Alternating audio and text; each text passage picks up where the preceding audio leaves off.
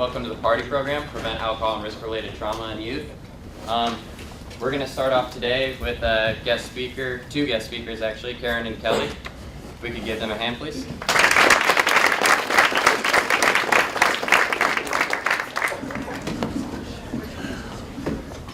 Hi, my name's Kelly. I'm 18. I'm finishing up my freshman year in college, and I graduated from Vista this past year.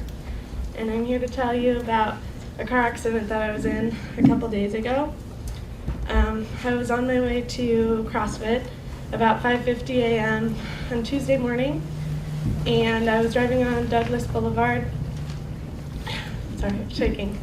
I was driving on Douglas Boulevard, and I wasn't texting, I wasn't playing with the radio, I had my seatbelt on, my headlights on, it was raining pretty hard, so I had my windshield wipers on, and I was just driving thinking about the workout I had to do. It was gonna really suck. I had to push sleds, didn't want to do that. So I was thinking about that, and then all of a sudden, I see lights in the distance. I saw red lights in the left-hand lane, which is where I was, and yellow lights in the right-hand lane. And so I started to slow down, and I'm getting closer, and then I realized there's a huge tractor-trailer semi-truck that was stopped in the middle of Douglas Boulevard, making a right-hand turn from the left lane into a feed store. He was hauling a whole bunch of hay, and he had a black tarp over the truck, and there were just lights on the bottom. So I thought, when I was driving, that the red lights were a car in the left-hand lane, just braking, and then the yellow lights were a car in the right-hand lane, turning right.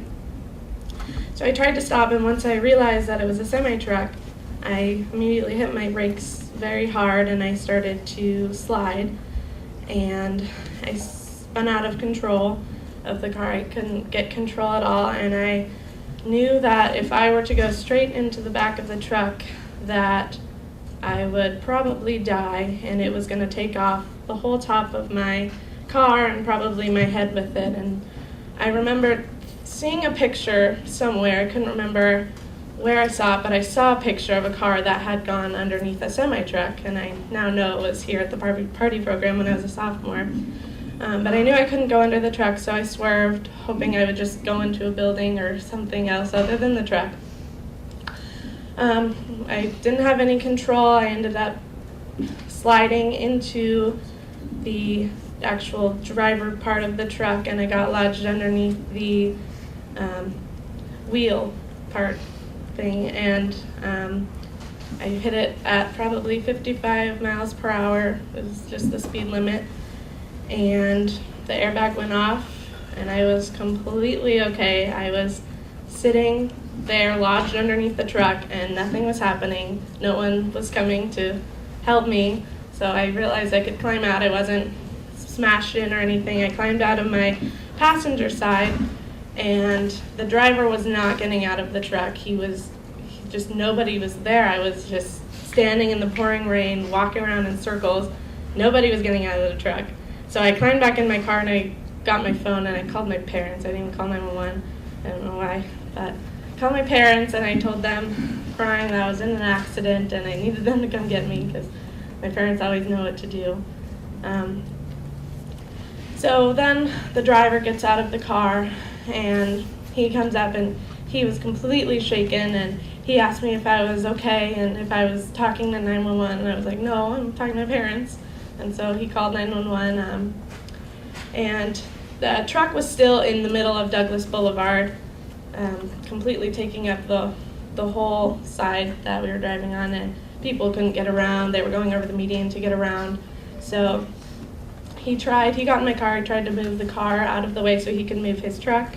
That wasn't working because it was completely lodged underneath, and so he decided to just take his truck and move forward with my car underneath it. So that's what he did. My car is completely total and damaged.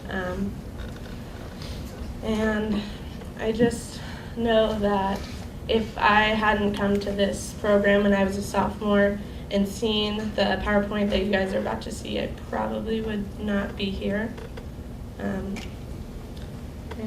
that's about it. I'm okay. I just have a whole bunch of bruises. No car. That's about it. Okay. And Can we give her a hand?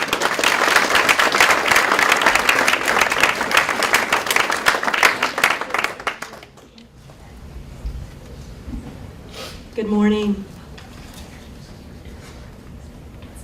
This is the first time Kelly has talked about this, so thank you so much for inviting us.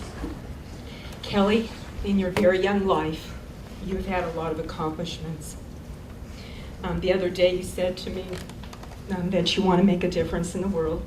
So by standing up here today and facing your peers, to date, this is your biggest accomplishment.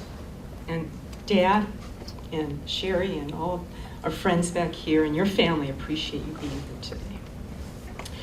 So expect the unexpected. Tuesday morning, 6:13 a.m. forever will be in my mind. I did not expect the phone to ring, but when I did, I immediately knew something happened to Kelly. Because several times a week, rain or shine, she gets up to go to CrossFit, same time, same road. The voice was fear and panic, and all I could say was breathe. Just breathe. I wasn't. She said to me, I've been in an accident with a truck. After finding that everyone was okay and getting her location, I put the phone down and I started running around the house looking for clothes to put on, everywhere but the closet. My husband grabbed my arm and he said, we'll get to her. My response was, not soon enough. The 12-minute ride felt like 40. It was now light, and out from a distance, I noticed a semi-truck with 2 trailers in the direction we were headed. But not connecting the dots, I said in a very quiet voice to myself, I wonder where the truck is. She said it was a truck. Thought it was a small truck. So my husband didn't say anything. We kept on going. I said it again. I didn't get a response from him. As we made the left turn, I said, where's the truck? And he said, you've been looking at it this whole time. All 80,000 pounds, both trailers loaded with hay, next to a 1,900-pound Honda Accord that held our only child. I didn't expect it. As I put my head down, I felt my insides drain to my feet. I became nauseous, and as he parked, my husband never looked at me, but he said, looking straight ahead, Kelly is standing next to the car. Running to grab her with so many words to say to each other, but it's that one comment that brought us here today, and it was, Mom, I remember the video with the car getting stuck under the truck. I had to swerve to avoid it. And at that moment, I remembered it was a PowerPoint that she saw here, not a video, when she participated in the P.A.R.T.Y program. I stood back there as a volunteer for this program and watched it when I could, and usually put my head down and said, never in a million years would it happen to us. And I know in my heart, again, that it was from this program, and our daughter made a life and death decision to stay steady on the wheel and attempt to move the car away from the truck. Although it latched on the front bumper and drug her, she didn't go under it. And here's the one sentence, if you can take this home with you today. If she had been impaired in any way by alcohol, drugs, or a cell phone, the outcome would have been much different. She stayed steady on the wheel and moved it away from the truck. As the scene unfolded and reports were taken, all I could do was stare up at it. And I told my husband, for as long as I can remember, I will never forget the picture of that tractor trailer in front of me. For whatever reason, and Kelly mentioned this, for whatever reason, the truck driver and myself came towards each other. He grabbed my hands, and it was as if he had to admit some guilt. He said to you, I am so sorry that I did not jump out immediately to help your daughter. I froze in the seat. I could not bear to see what her condition was. As he held my hands, we were both crying. And it was when she exited the passenger side that he jumped out and he said, "I have lost 4 family members to accidents, one being my father, and it was just too much." When it was all said and done, we walked our daughter to our car, opened the door, let her in, and took her home.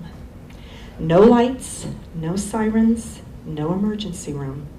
Just home to Aunt Sherry, to our family, to Suzanne, to her dog Bodie, and to all of her dreams for a great future. We drove away our daughter from 80,000 pounds, and I didn't expect to. So as a mom, I'm going to ask you 2 favors today. Please give all of the presenters as much respect as you have shown to Kelly and myself. Everything you witnessed today is the real deal. They say, and you're probably too young, but I know the adults here will get this, that you deal with the hand that you're dealt. On Tuesday morning, our family did not get dealt the hand that you will see today, but so many families have been forever changed because of what you will witness. It is the real deal. And secondly, when you go back to school or home, share one moment or one thing that has touched you today with someone you love, especially if you have an older sibling who's driving, and even your parents, because we get so complacent as we get older on the road. So please watch and listen to every moment. Pay attention to that PowerPoint because it just may save your life. Thank you so much, Victoria, for allowing our family here today.